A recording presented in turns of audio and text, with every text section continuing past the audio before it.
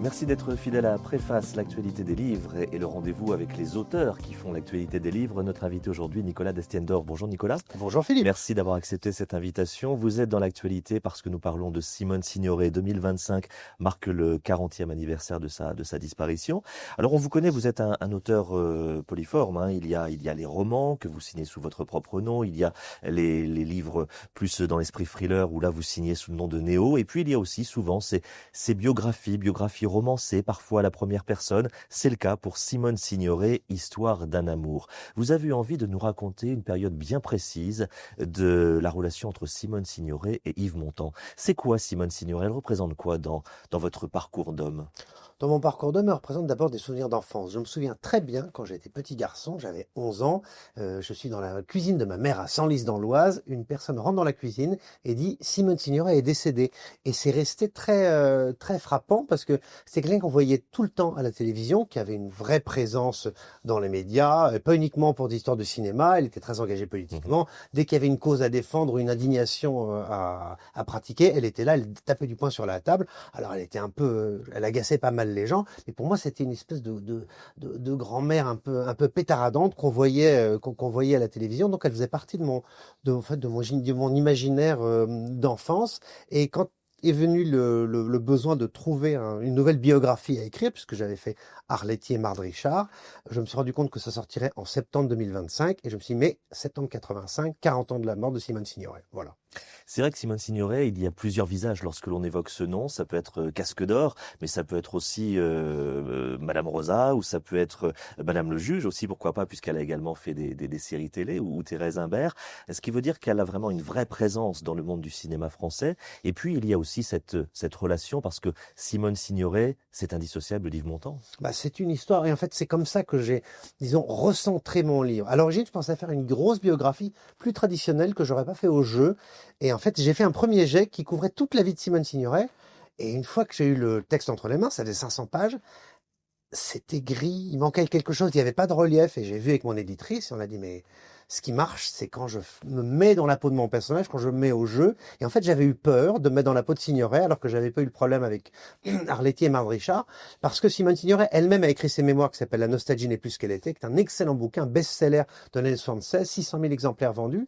Et en fait, je me suis désinhibé. J'ai dit, allez, d'accord, je me plonge vraiment dans Signoret. J'ai intégralement réécrit le livre en 2 mois, en me recentrant sur l'aventure Montand, c'est-à-dire entre le coup de foudre, la rencontre en 1949 à la Colombe d'Or pendant le mois d'août avec Montand, et la mort de Marilyn, parce qu'après, disons que leur couple devient plus un partenariat. Chapitre voilà. de leur histoire. Donc c'est vraiment ce livre, c'est Vie et mort d'un coup de foudre, c'est 13 ans d'amour passionné, d'amour douloureuse, d'amour de jalousie, de souffrance, de trahison, mais d'un couple incroyablement emblématique et iconique. Vous parliez des ouvrages que vous avez commis sur Marthe Richard et Arletty. Là, avec Simone Signoret, c'est un peu différent parce qu'il y a encore la famille qui est là, que ce soit sa fille, Catherine Allégret, que ce soit ses petits-enfants, etc. Est-ce que vous vous êtes senti un petit peu plus à marcher sur des œufs? Est-ce qu'il y a eu un peu plus de prévention? Avez-vous eu des besoins d'autorisation ou une grande liberté d'écriture? Très franchement, comme je suis romancier, j'ai tendance à prendre les individus sur qui je travaille comme des personnages qu'au bout du compte, j'aurais moi-même inventé. Donc j'ai pris... je n'ai pas demandé d'autorisation, j'ai pas demandé de rendez-vous, tout existait déjà. Je me suis plongé, c'est-à-dire que j'ai passé plus de temps sur le site de l'INA que même dans certains livres. Donc j'ai revu des interviews, j'ai relu des articles, j'ai revu des émissions de télé. Parce que ce qu'il faut dire, c'est que le couple Montand a accédé à la notoriété en même temps que l'essor de la télévision. C'est-à-dire qu'au moment où la télévision entre dans les foyers des Français, fin des années 40, début des années 50, les Montand deviennent le couple emblématique, le couple qu'on voyait partout à l'époque. Et donc, dès qu'il se passe quelque chose dans leur vie, c'est relayé par la télé. C'est-à-dire qu'ils achètent un nouvel appartement, la télé est là pour observer Et ils se prêtent au jeu. l'installation, ils se prêtent au jeu. Donc, en fait, ils deviennent un peu une petite famille royale, le couple favori des Français.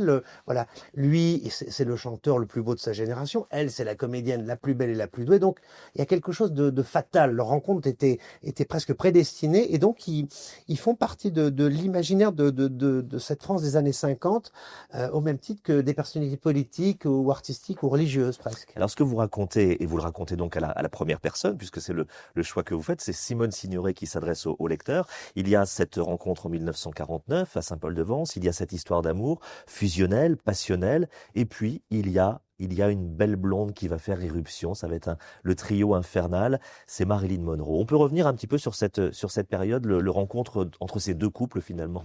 Ah bah c'est ce qui a été à la fois la gloire et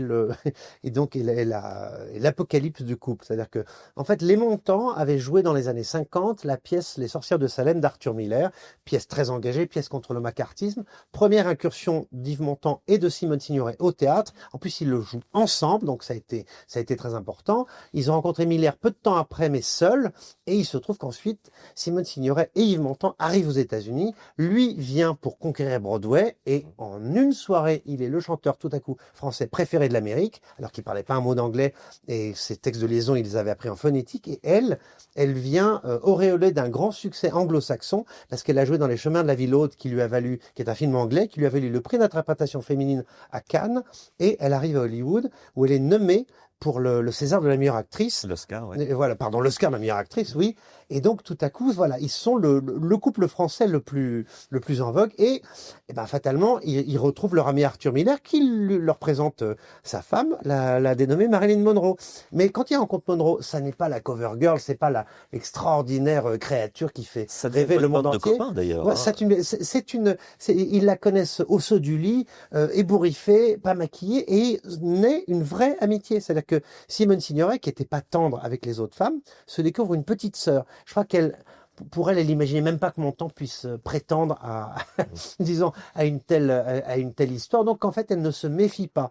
Hélas, il s'installe aux États-Unis avec les Miller dans les fameux 2 bungalows du Beverly Hills Hotel. Ils sont voisins et au départ, c'est une sorte d'histoire à 4 d'amitié pure. Mais à un moment, Arthur Miller doit retourner à New York pour écrire le scénario des Misfits avec John Huston et Simone Signoret va à Rome pour tourner un film avec Marcello Mastroianni et Montand et Marilyn restent seuls dans les 2 bungalows côte à côte. Et là, on se souvient que le titre original du film Le Milliardaire, c'est Let's Make Love. Vous nous présentez une Simone Signoret avec une certaine fragilité dans cet ouvrage. C'est comme ça que vous la voyez ou il fallait la présenter sous cette forme-là? Je me suis pas imposé quoi que ce soit. C'est-à-dire qu'une fois que je me mets dans la peau d'un personnage, il y a une forme d'identification peut-être où je me sentais peut-être pas, ça s'est fait inconsciemment, mais je pense qu'elle était plus dure, plus féroce, plus vache, plus emmerdeuse que je ne l'ai montré. Mais on a aussi surchargé son mauvais caractère. Elle était peut-être entre les deux. Il est possible que je l'ai rendue un peu plus sympathique, mais je pouvais pas vivre dans la peau de quelqu'un aussi odieux qu'elle l'a été sans doute parfois. Donc, mais c'était une femme fragile. C'est une femme qui du jour au lendemain est devenue la coquue universelle, la femme trompée la plus connue du monde, la plus humiliée universellement d'un point de vue planétaire. C'est-à-dire que toute la presse du jour au lendemain a titré sur les amours de Montand avec Marilyn Monroe.